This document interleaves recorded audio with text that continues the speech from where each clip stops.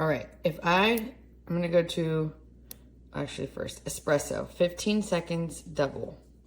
Now, if I want to go to my Americano and I'm like, oh, it's too strong, and I make that a single, right?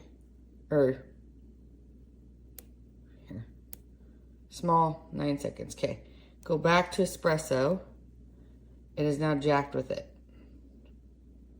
It changes either the grind or the brew.